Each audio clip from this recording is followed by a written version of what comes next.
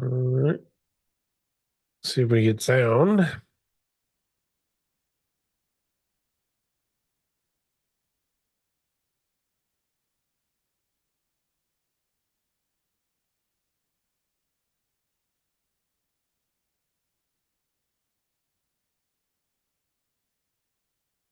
All right.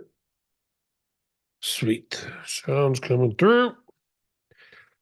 10 o'clock, right on time. Welcome everyone to SEO This Week, episode number 72. Thank you all for joining me. Well, no one's here yet, but you never know. The notifications will kick in here eventually.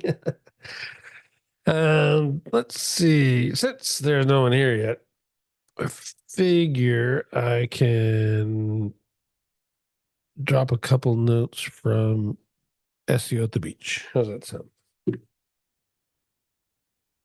And talking about that conference, I'm not going to give them all away. I actually did a whole notes roll up with the SEO intelligence agency, the SIA group, um, last Monday. No, Tuesday. Was it Tuesday? Why are these girls covering up the volleyball net? Shut up. I was signed in There you go. I think it was Tuesday or Wednesday. I did a webinar just for those guys, just for them, and gave them some of the tips on the SEO at the beach, some things that I ran into, some etc. So I'll give you some of that stuff, but I'm not going to give all of it. I want to be greedy this time and kind of leave everything to them. But we'll talk about the main speakers. And let's see. Guess I should open up their notes for the right conference. There we go. All right. So, and good morning, Vinay. Welcome. So first, with Marty Marion took the stage first. He opened the conference up for us, and he talked a lot about branding, brand positioning, etc. If you've never been exposed to Marty, he talks about that quite a lot, and he has a course on it, and it's more about the concept of positioning and depositioning, and basically how do I put this in English the best way is kind of set yourself apart by how you target the intent of the searcher, or, and more importantly, in the Marty's aspect, a buyer of a product.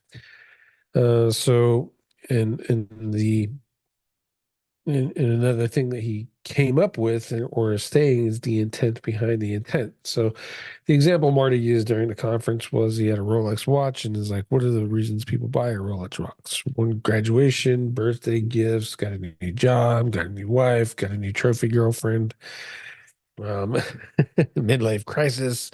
Well, all those reasons that people would buy, spend an exorbitant amount of money to buy a Rolex. And the intent behind the intent and positioning is to target those specific buyers. Now, how does that apply to us SEOs? Is we would actually create pages relevant for that thing. So let's say you had a Rolex e-com store and you had I don't know models of Rolexes, so we'll just call it the Rolex Flashy 5000. And you could create essentially silo pages, I guess would be the easiest way to do it, or supporting pages is kind of the vocabulary that I use when I'm creating that stuff. So a supporting page targeting each one of those things: birthday, graduation, Charles got a promotion at Fox. Fox just fired Charles. I mean, I mean, you could bring all that stuff up and create essentially a supporting content for your silo, linking to your product page, which would be your Rolex watch. And that's really positioning and depositioning in a nutshell, plain English version. Um, if you want to know more about that, definitely look up Marty Marion. You find him on Facebook. He's got a Facebook group, and he does have a course there too, so you can get into that course and check that out. Just know that you're going to learn a crazy lot, but I mean, I would come to that course with a Monster or some kind of energy drink, keep you awake, speed it up 2 times, listen to Marty, don't take notes, don't even try. Listen to Marty the first time, then read it again, or listen to it again, and then listen to it third time. And the third time, start taking notes. And that's you're going to be able to pull out the nuggets and stuff. It's not that it's complex or anything. It's just a lot. I mean, that man's got more. He's probably forgotten more about marketing than I'll ever know. So it's definitely worthwhile to get into that. The other thing he talked about was remember all these people they buy ads for their brand. So Rolex.com, and they're buying ads sending for Rolex when on their brand names, Rolex watches. They're buying ads on those, even though they already rank. Let's say Google ranks them number one, and then they buy the ads for number one. And he did a case study where they were doing that. And they shut all of those ads off for brand slash product. Well, Rolex watches versus Rolex, right? And they shut them all off. And they got a 4x increase in conversions just doing that. So if you think about that, it's like people who are intentionally looking for you specifically by searching for your brand, and then you have this ad, you're just paying for an ad, and they're already looking for your brand, and you're already number one. And if you're doing it right, you're already 1 through 10. Um, Seems always seem kind of silly to me. The only counter argument that I could possibly make is that if you do it and you bid high enough, you keep your competitors from doing it. But I mean, there's 3 or 4 slots of ads under there. So theoretically, you would have to make 4 slots.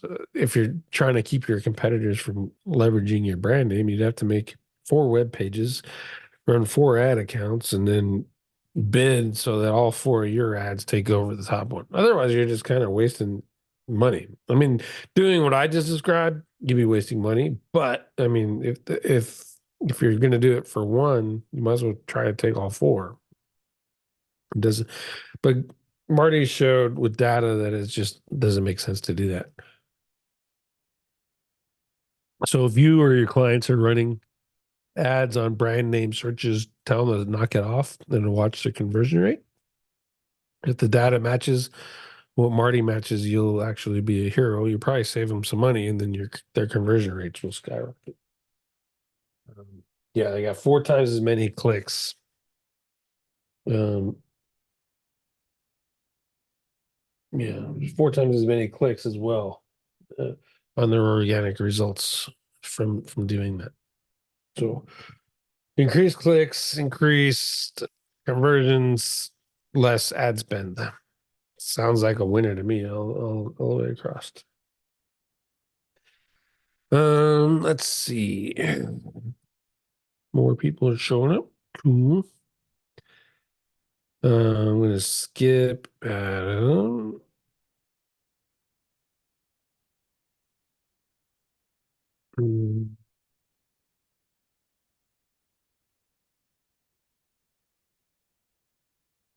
Let's see. Brian Winham. I mean, I bragged up Brian Winham the whole time I was promoting SEO, spring training, and his presentation. He knocked it out of the park. It's totally expected what I was expecting, and hopefully for everyone else, it knocked it out of the park. Just the slides alone. With just the slides, he's got $1,000 course. It's an Authority Amplifier Pro. He said it's $1,000, but he said with the slides alone is essentially you could get the course out of the slides.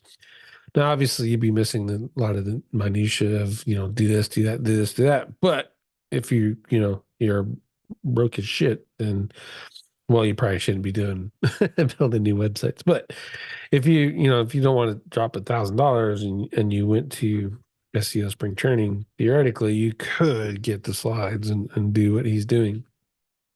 A lot of what he's talked about is Google News approved websites. He said you don't have to do it. He likes to do it. I'm not in the rah let's join Google News fans club. Mainly because, I mean, you can get a Google site approved in the Google News. So if they're that open about getting approval, then how valuable is being in Google News? Really? Unless you are already established your brand, already established your authority, and then you're also in Google News, then you probably see the benefit out of it. Which was back in the day, it was stupid hard to get into Google News, and now it's stupid easy. And everyone's like, it's better for crawling, it's better for indexing. I haven't seen any indication of that or any data, other than the people that saying that it's better for X, Y, and Z. So I bought 10 Google News websites. I had Madge set them up. We were feeding them with Magic PR. So essentially, every time someone put it on a Magic PR, my Google News sites would get new content. And we watched the logs and we watched the indexing. And guess what didn't happen? Crawling wasn't all that much higher than normal. And then indexing was shit. So, put those together. If you were just creating a Google News site for increased crawling and increased indexing, sadly mistaken, is not going to work. But he does have some things that he does to make everything a little bit better. So the authors of his Google News sites have a Google Scholar account. They're published on Amazon, and they are Google local guides. So their accounts are active in all three of those platforms, which is kind of smart, especially for the Google Scholar. It's tying in. It's if you agree or disagree that they're using author rank. I could say unequivocally that they're not going and every time Charles Taylor, and I'm just picking on Charles because I see his picture in my Zoom. Every time Charles posts an article, I mean, Google's not going to go and, oh, Charles posted an article. Let's go see who Charles is and back search all of his stuff and say, oh yeah, he's an expert. It's not gonna, they're not going to do that. But that said, I mean, you can establish yourself as an entity or your authors as an entity if you want by doing a little bit of extra work and creating these profiles for them. Now, are they going to be famous? Are they going to get machine IDs and all that stuff? Doubt it. But I mean, those are also good platforms for backlinks. So why not just knock them out? Get the backlinks and kind of establish your person a little better in the process. Yeah, it recommends adding a comprehensive glossary, wiki style overview, wiki style. I looked at that. He created a wiki. Now, I'm thinking about doing it, and I had one created for the SEO space a while back, and then I deleted it. I think I'm going to do it again, and it'll be a good way to test the whole theory behind everything, right? So essentially, regardless of create a wiki for the markets you're running. So if you're niche down, you only got to create one wiki. If you're doing multiple niches, you might have to create a few wikis. But at the end of the day, you also now have a new source, so you can create a paid like a one, you create backlinks. Two, you create a third party reference. Three, where you got a good tier one buffer to your content. So there's multiple reasons why you want to leverage this wiki. And then the folks over at WordLift, they're the first ones that started doing glossaries and essential entities and advanced schema was WordLift.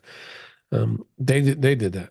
So when you use WordLift, now this could have changed since the last time I've used it, which is quite a while. But when you use WordLift, they create a data.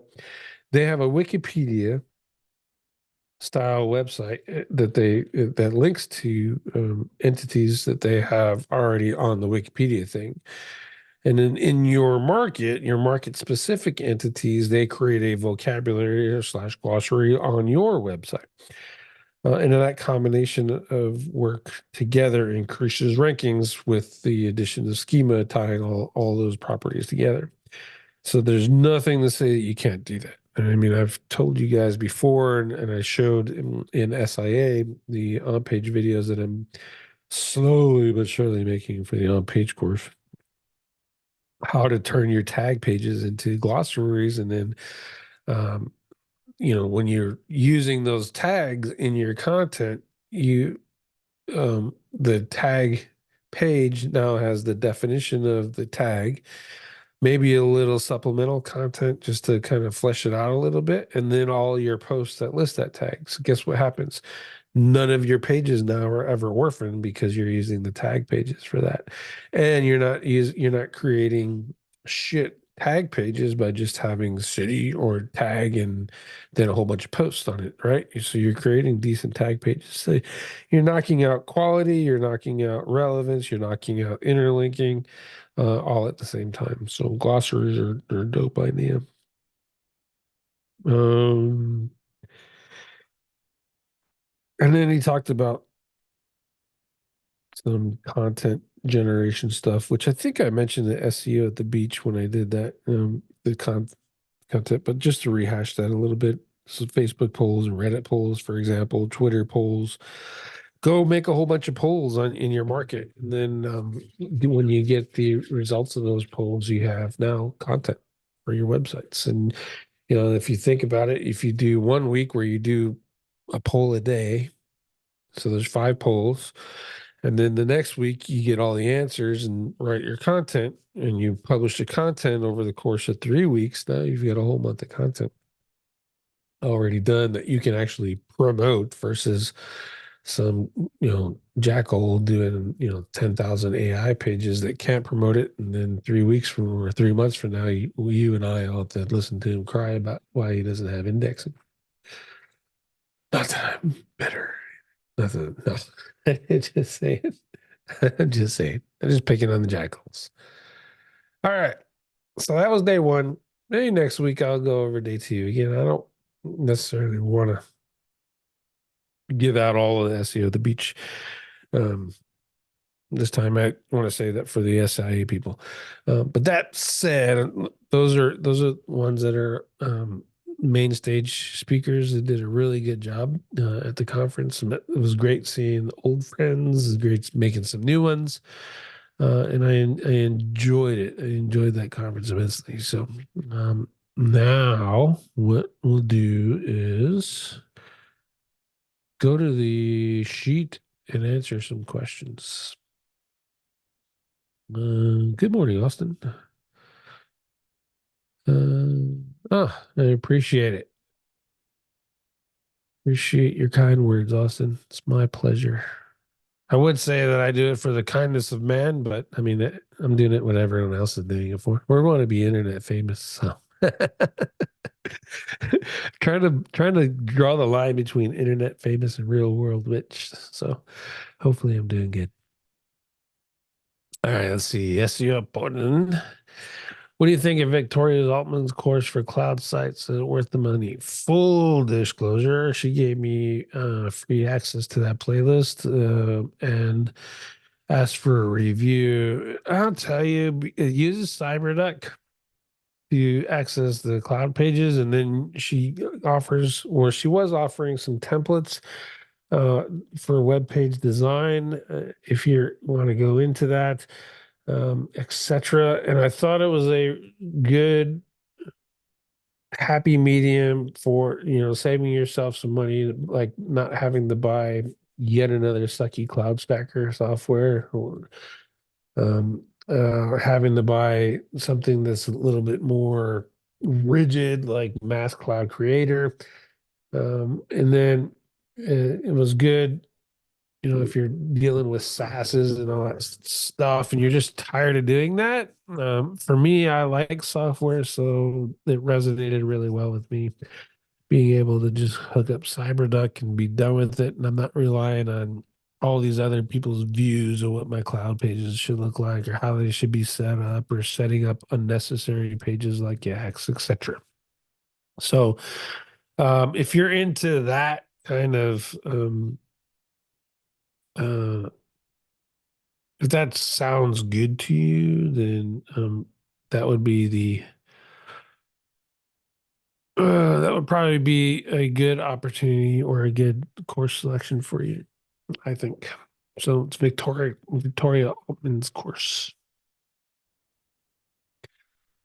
Um, and I'm on her email list, but I haven't gotten any emails from her, so I don't know if it's updated. Like, has they added more stuff to it? That'd be interesting to know,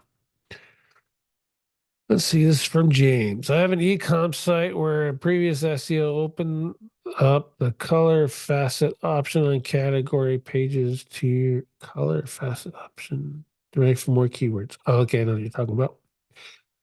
Google is indexed around 700 pages, but not indexed around 3,000. It's really hard to manage as a lot of these pages have zero to little product on them and have a lot of zero search volume for a lot of the pages. I would like to go for a targeted approach and block all the faceted navigation through the Roblox TV and have this solely for users. I would then like to create specific pages which would dynamically generate products based on attribute selection. And these pages would have a minimum search volume of 50. How would you go about doing this, managing the changeover? I can't redirect the faceted URLs and still be used by users within the site. And I don't know how to manage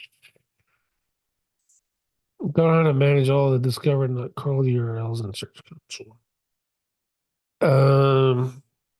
So I am not what you're talking about. Honestly, I'm not probably not the guy to ask this question to. I would probably have to defer to a Shopify. Well, a Shopify developer in regards to blocking the faceted navigation of Roblox text and having that just for the users. Um, because but I do believe that faceted navigation has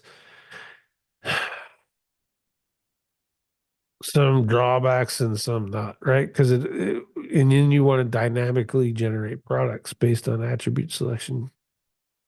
And I think what will happen, and you can try to eliminate it by blocking faceted navigation, but if you're also dynamically generating products based on color attribution and stuff, you're just going to create more URLs. You're going to create and in the idea from what I understand is you're trying to reduce the URL a little bit uh, by doing this. So you're fixing URLs out of control, and then you're creating another thing that says you're out of control just because the search volume is high. Where you could be focusing on people that are searching for potentially, let's say, red t-shirt, just for the argument. Um, or WWE t-shirt, that kind of thing. And then when they get there, they can go to the colors and you focus on just the t-shirts itself and have the color selections on there. I mean, the volume and depending on your market, I mean, let's say red t-shirts, for example, how is it really worth targeting black t-shirts and red t-shirts and white t-shirts? Why not just cotton t-shirts? And then when they get to your cotton t-shirts page, then they see all your colors and stuff. But I mean, I take a more agnostic approach when it comes to e-com. I don't really care about ranking the products unless that product has already got so much marketing and branding and brand and product specific search that it makes sense to rank it. I do more like an Amazon. When I do Shopify, is I'm worried about the category and I'm worried about creating supplemental content to get interest. So let's say, you have car parts. You want to target people that are looking for information about car parts so that they can be aware of your brand that you actually sell car parts and then they get to your store. Versus joining the 10,000 other clowns that have websites on how carburetors. You know what I mean? So, huh. But James, I would take that question um, to probably to SEO Fight Club and see what Ted says. He may have a much better answer. Again, he's got a good 12 years of experience in ecom SEO more than I got. So he would be more You'd probably be a more a better sounding board in that regard. How did the test with Content Sprout go? Is it worth paying for? I like Content Sprout.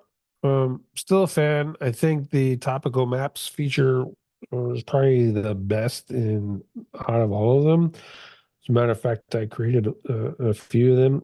The downside of topical Sprout is it's $11 an article. I think when you do the math, you create the outline. Well, first you create the topical map, um, which you can or don't have to do. Then you create an outline. I think it's 1 or 2 credits, and then you do the article, and then it rewrites the article. And when the math is all worked out, it was something like $11 an article. So for the $300 plan, a $300 plan, you get probably about 30 articles, I think was the math that I worked out of it. But they're really good articles and they pass in links at 100%. They don't pass phrase very well, though. I think I dropped it in the phrase and got like a 40. What's the big deal behind that? Different NLP analysis, right? So phrase is using Google NLP analysis, in links is using Google NLP, and then a little mixture of their own. And then the search atlas is Google NLP, and um, what the hell's the other one? IBM Watson. So they say. So now you bounce it your piece of content through all those tools and optimize it a little bit better out of the AI. You've achieved your goal of editing content as well. So how did the test go with Content Sprout? I like it. I think the content's really good. I think the outline maker is really good. And it's totally worthy of just copy, pasting, and posting. But still go through and read it and clean it up a little bit because you get rid of those extraordinary and momentous and all that kind of crap that AI likes to put in stuff. But they're doing a good job of cleaning that out. Huh. Let's see. The SERP feature, popular products, is killing my affiliate business. What can I do to stop it and start making money again? Product review update. Right before the product review update, they put out a message saying that they were going to release a best of or tops products featured snippet. And it took them a couple of years, but they did it. And I warned all you guys that are doing those best of and top that they're going to take your content and you're going to put it all together, correlate the list that you're making, and then use all that information to create their best of product, popular products listings. And they did it. Again, it took them a couple of years, but they did it. So now you guys have to pivot. You can still rank, and I'm actually doing a best of test with Cora, doing some analysis because of something that someone said. But if you want to see that, you'll get to see it in SIE this week. But the basically what you're running into and just looking at these Cora reports and looking at the sites that are ranking is your major authority niche sites, for lack of a better term, are kicking the asses of these little tiny affiliate sites, while the little tiny affiliate sites' content is being used to correlate and build that popular products featured snippet. And what can you do about it? Nothing. You can take your product, your website out of Google, and that will be one less website, but there's always going to be another clown to fill the spot, right? So I recommend continuing to write your best and tops lists, etc. Don't write as many of them, promote them even more, build a lot of backlinks to those using your brand as an anchor to establish your brand of your website. more so than targeting specifically the best of. And then when you've got a shit ton of backlinks, shit ton is relative to your market, obviously, then switch over a little bit to sending some anchors for those specific products.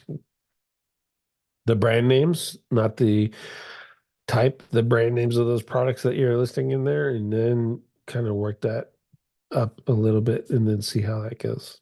That's my recommendation to kind of counter that.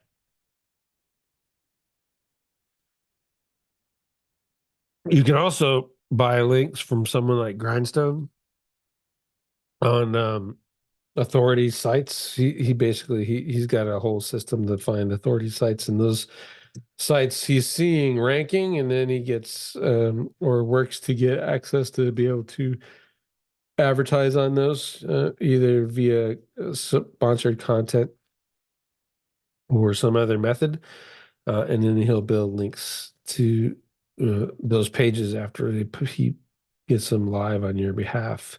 But if you use someone like Grindstone, it's going to cost you more than normal. But I mean, if all roads lead to you and your affiliate links in the post that Grindstone ranks and is also on your site that is getting the link from that source, then it's better for you, I would think. Next, can I use podcast episode to create backlinks to my blog post? I have a link in the episode description. When it is syndicated out, the backlinks will multiply. Question.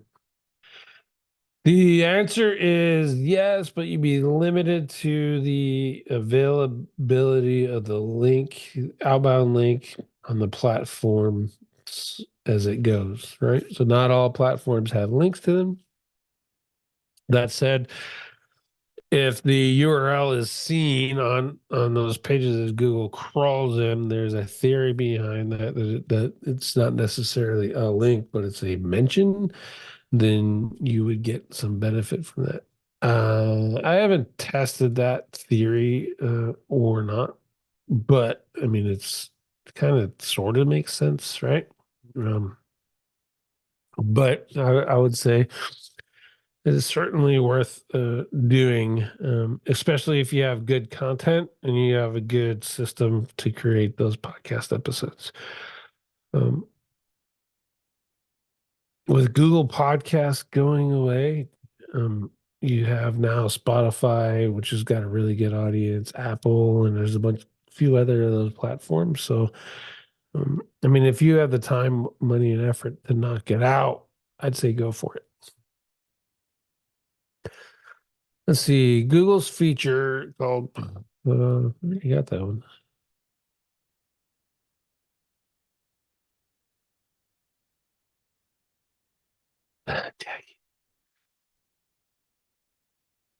Uh, let's see. If I build cloud site links to my page, will it boost the ranking even if I don't build links to the cloud site? It will. You will see an improvement. Will it move the site from 20 to 10?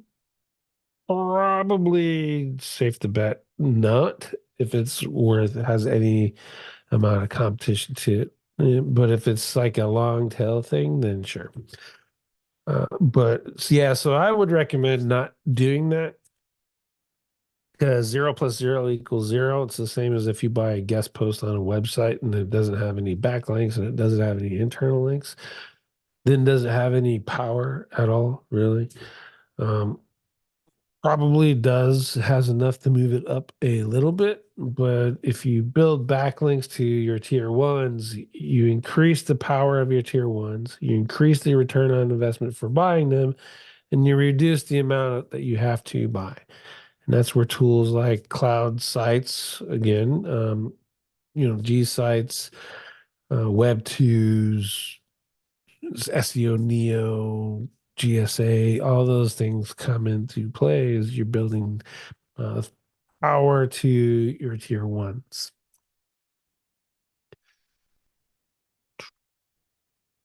Let's see. Google has taken away the website brand name at the end of the title. How do I get it back? We are using the brand name in the same place on all titles. You that's a machine learning out tool inside, and it uses BERT as I understand it. It may not, but it's essentially machine learning. And it's looking at the query, is looking at your title, and then is looking probably at your H1s and going which one is more relevant and creating a mishmash. And generally not using your title that you specifically put for their website. And it depends on niche by niche, etc. Like if you look at the SEO space and then you look at the titles that that are actually showing in the SERPs, in a lot of cases, it's not the title tag; it's actually the H1s. Um, so you need to figure that out, and then if you're really worried about the getting your brand name back, just stay consistent and keep putting it in your title, in your titles. And if or also you can also see if you can manipulate it by looking at what your H1s are and matching that with your title tags to be the same. But I think you get more relevant ranking results if you find out which one it's using. In my case, SEO websites is using the H1. And then you can do a little bit more, I won't say keyword stuffing, but you can add some more variations, more entities and stuff in your title and use that as a ranking vector versus a CTR thing. So it's not always a bad thing not to have your brand name in there. It would be better, especially if you're a brand new website and you're just trying to get your brand out there. But at the end of the day, unless you want to add your brand name, if they're using H1s, you want to add your brand name to all of your H1s, then I would just kind of chalk it up to Google do what Google do. How do you find queries that have monthly search volume for images? Good question, Emily. Oh, really? To think of image traffic as extra credit. So I've never researched that. I don't even know if anything like that exists. That'd be good. If you find something, let us know. What are the real benefits of having a personal brand YouTube channel that talks about SEO? Does it get more clients, get more deals, does it get recognized as an authority, or anything else am I missing? Yes, it's all of those things. Um, and it's personal branding. It's a good talk that Alex did at SEO Spring Training, as a matter of fact, on personal branding. But it doesn't necessarily have to be a YouTube channel. I mean, this is my preferred thing. Is really that's easy. I'm hosting a webinar with SIA already. I already talked to these guys for 2 hours, so why not turn it into a YouTube channel? Multi-purposing my time. So you have SEO this week, right? Or when the SEO this week initially started, I was reading information on SEO and building my knowledge base up. And then I come and do a talk about the articles that I found interesting. That's how this show started in 2016. I think it's the first time I did an episode. But you can do the same thing on Facebook or X or LinkedIn or whatever. The key is get out there and do something, get your face out there. And if you were a marketer, you have a couple things, couple jobs that you need to do for yourself. You want to build a name for yourself. You want to start getting clients and make a living off of this. Um, if you're just looking out to get yourself recognized as an authority, I mean, any trained monkey can go get some notes and put out a show and say, I'm an authority. But people will see through you eventually and figure your ass out. Um, but if you have a personal branding, social media, Facebook, Twitter, Reddit, YouTube, wherever, eventually people will seek you out, especially if they know that you are doing, say, client work or web design, or you're a, you know, pay per click specialist or whatever. They're going to reach out to you. Um, and there's some benefit from that. Also, you get some good karma points for being helpful. Not so much me, because when I started out on Facebook, I was the anti-S Facebook SEO, I guess is what you how you would best describe it. There's people out there giving all kinds of advice, and it was pure ass trash, and no one was calling them out on it. And so that's how I built my brand, is to call them out on it. And I was everywhere. You weren't hiding from me in some obscure Facebook group, because these folks are out there trying to build their personal brand by giving great advice to everyone and their dog, but all of that advice was bad and no one was saying anything. So I started saying something. And that's how people started to know me, and that's how I started getting clients, because they like that refreshing aspect of being told the truth, even if it's not the truth that you want to hear. So um, figure out what your personal brand is, Emily. Figure out the platform you want to use, and then go post on it every day. Make 5 connections every day. Um, Adam, he suggested do a live once a week, and then you can turn that live into 3 shorts or reels or whatever, again, whatever platform you choose, 3 of those a week. And so just get out there and start building your name so people know who you are, what you do, and why they should listen to you.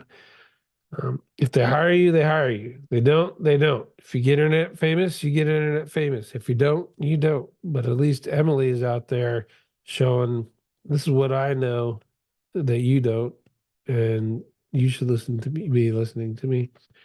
And that applies to whether you're an SEO or a plumber or a roofer or whatever. Get your face out there.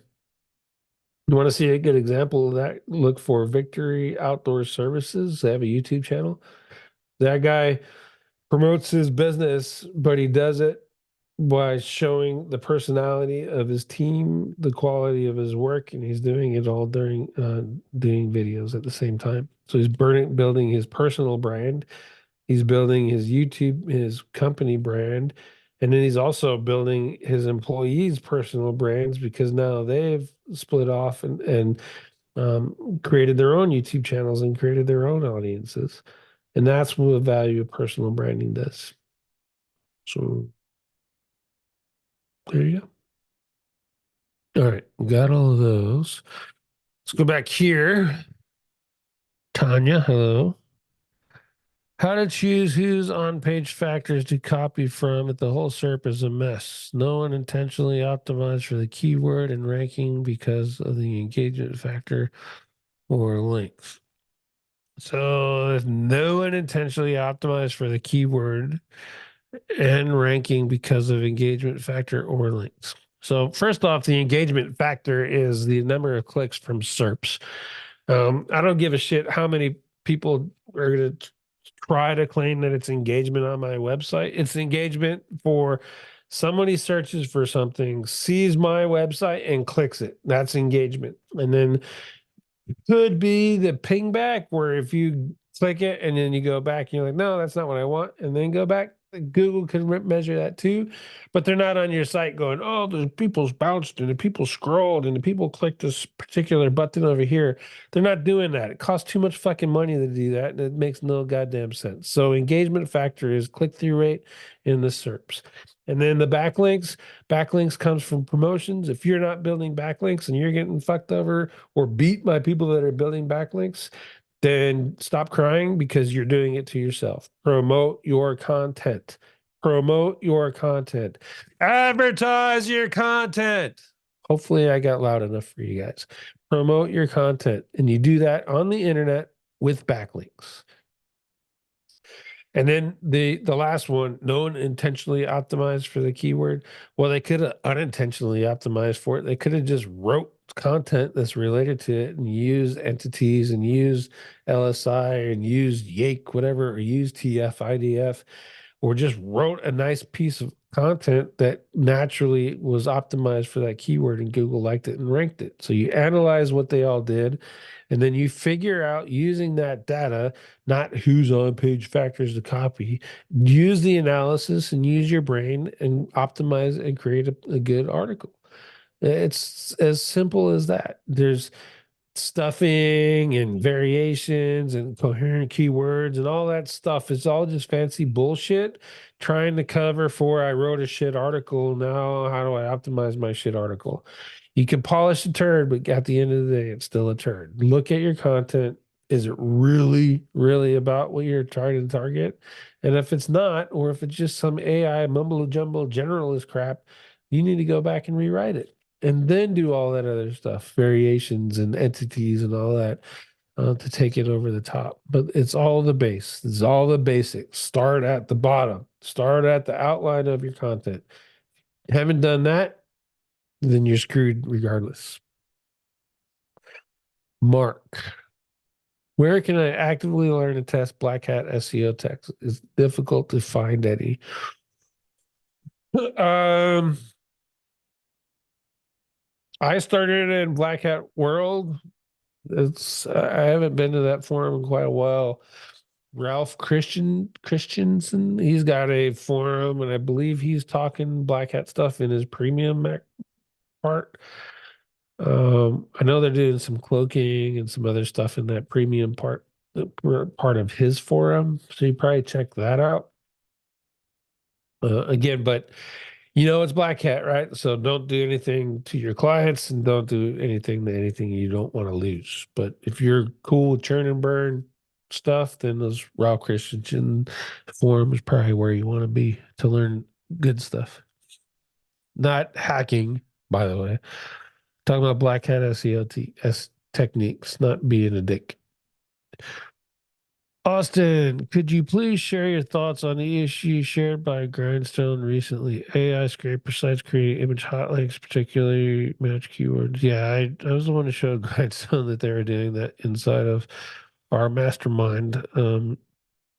But that said, that's exactly what they're doing. Those AI sites are taking your images and they're using your optimized images and then putting keywords in and associating your websites with malware, with AI content, etc., generally all around trash websites. So it is hurting you. And it's a play off of the old, if you remember the old wallpaper websites, those hurt you too. So it's the same concept. It's not a new thing, but this is affecting you more because they're um, happening more and more at scale. So you got to keep an eye out for those. And another new one I found is they're taking your author pages off of your website. So let's say Charles Taylor at foxnews.com, and they're copying that entire page. And then they're putting that on their websites. And it's the entire page, like from logo all the way down the footer. They're copying that entire exact author page and putting it on their websites to try to game some kind of eat thing. And that's a wonderful new Chinese tactic that I found just looking out, and it's hurting. It's hurting websites. So, the test we got now is to see if we can disavow those and recover the pages. That is working. And Grind's been doing a lot more of that link analysis and stuff. So it's definitely, so let's keep on Grind's Twitter feed for sure. And if you can get into his email list.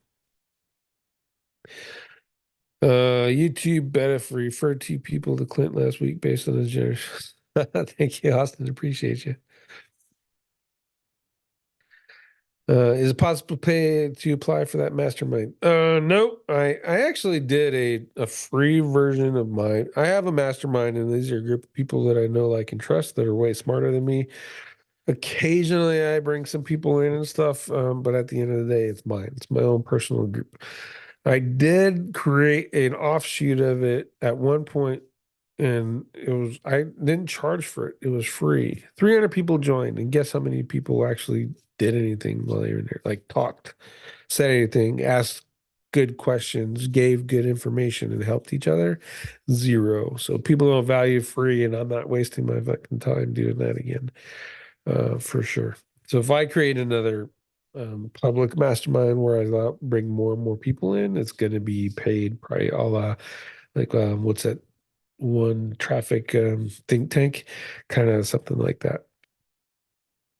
Mark. As a local SEO agency, is it worth building your own PBNs rather than buying links? A lot of links we purchase have no impact despite good on page. Well, I'll do that backwards. And it's probably a good mark. And it's like if you're following Grind, you'll understand this a little bit more. Or if you've ever seen me at a presentation a couple of years back when I was doing my link charts and showing up my tier ones, purchasing links and then having no impact is probably most likely related to your anchor text. And the anchor text are the pages that you bought links on. And if the pages you bought links on have no links, then having no value is not unexpected. 0 + 0 = 0. If your anchor text is wrong, typically my tier ones are all brand, but if your anchor text is wrong, 0 + 0 = 0, plus your links, your anchor text being ignored or even worse, penalized, but more likely ignored. Or three, the page that you bought links on, say do a niche edit, and all the anchor texts that are going to that niche edit are not related to the topic of your website. You're actually negative SEOing yourself by having irrelevant links pointed at your tier ones, and then that's your tier one pointing at you. So if you get links on a niche edit that has a whole bunch of backlinks about building a car engine, you're going to negative SEO your website. So it is better to create your own PBNs because you control more of it, but your PBNs should be paying for themselves. And if you want some follow up on that, I would say Brian Wyndham's presentation at SEO at the Beach or SEO Spring Training. Get the recordings for spring training and get Brian Wyndham's talk. And essentially, his authority building networks, he's doing that, right? So he's creating 10, 20 websites per client. And then those are his tier ones. And then he's monetizing those websites. So his PBNs are making money, building links, and oh yeah, did I mention making money? Let's see. My friend moved her images to a subdomain. Think that would be a good defense.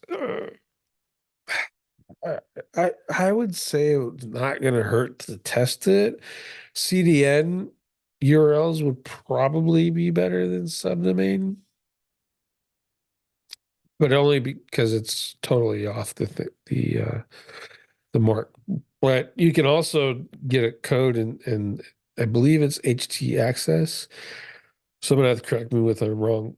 And I think Cloudflare has a function too. As a matter of fact, when my websites, I turned on that function in Cloudflare and then I stopped seeing those links. So just look at Cloudflare, do Cloudflare and hot linking, and there's a function in there that prevents it from happening. Um, and see if that fixes it for you versus spending more money. And you can also do I believe it's HT access, where you can change the image. Every image request not on your domain or not on your authorized domain list will get this generic image. And then you can use those to build your disavow list if you really want to. Everyone that's showing this generic image will get a put on the disavow list. So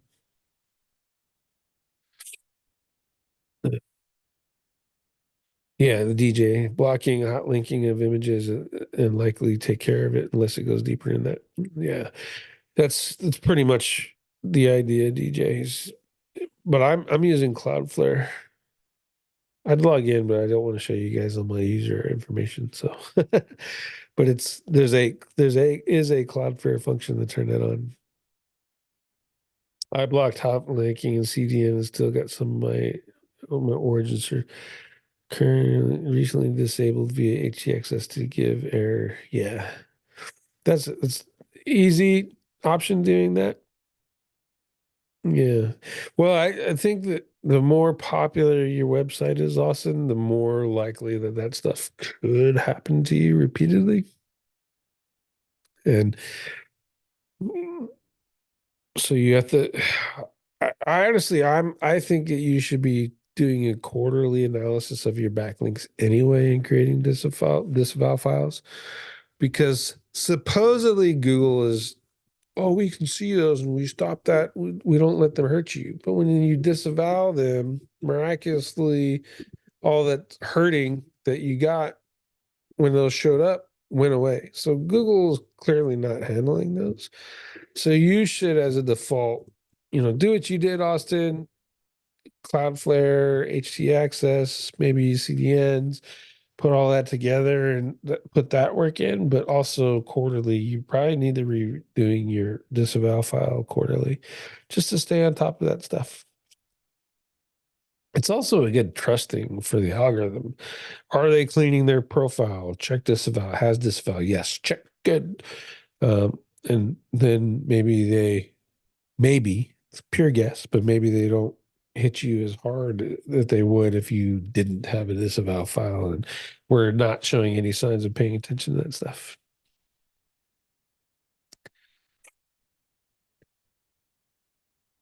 Alrighty. Let me see if anything else showed up over here. Nope. Good. Sweet. I need to remember to put this link in the description for everybody who's watching the recording. As always, you can come here and fill out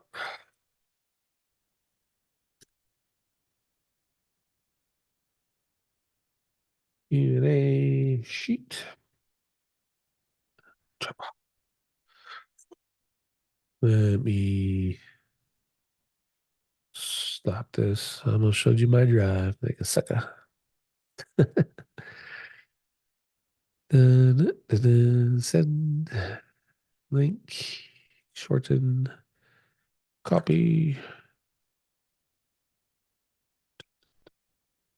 There we go.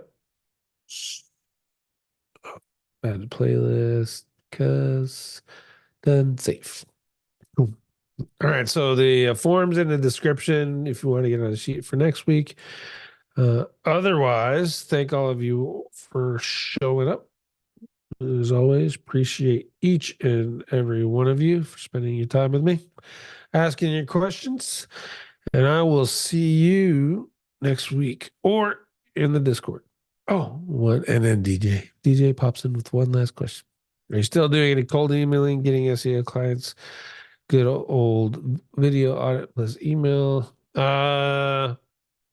DJ, let me follow up on that one. I won't say next show.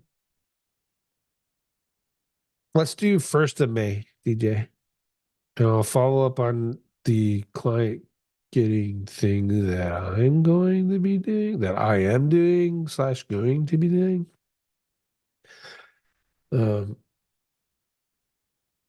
and I don't know how much I'm going to give out to that. I will say that cold emailing, going to do it. Audit videos, not going to do it. Too much fucking work. But cold emailing going to do, direct mail going to do, and then I tried LinkedIn outreach, fucking horrible. I spent $3,000, well, 1,200 a month times 3 months for a team to do it for me. They're using my own personal profile. They're using Sales Navigator, and I only got one call out of it in 3 months, and that's today, as a matter of fact. And I don't think it's going to turn into a good lead because he's a commercial roofer. Commercial roofers get their leads from referrals and other business developers and commercial builders. So that's going to be asked out. And in Austin, what's the best way to get in touch with you? Probably Discord, Austin. And if you have a business question, you go to digitalear.com and fill out the get in touch form and send your question in there.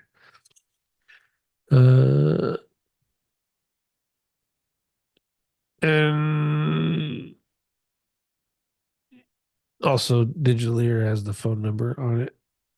Be wary though, that phone number gets like 10 calls a day from spammers wanting to sell me links or white label my app development or white label my website work. And so I generally let my answering machine filter that stuff out. Um, um, but yeah, thank you, DJ. Appreciate it. Yeah, that's why I asked. Yeah. So, but Discord, if you go to clintbutler.net, the Discord link is there. You want to join that? Well, that, and again, you can go to the website, fill out the form, or call me. But don't be offended if I don't answer. Just leave a message, and I will call you back. So there you go. You have this. Which Discord? SIA. Yeah, Vinay. I have the SIA Discord, and then I have the AI SEO After Hours Discord. Still sending people to the SIA Discord because I watch that one more. Um, the After Hours SEO one that I got from Jordan when he put internet marketing again. That one's, it's okay too, but for sure the SIA one. Um, uh, obviously I'm biased. I like that one better. But I'm gonna build them both. Gonna build them both. All right, that's it. See you guys next week.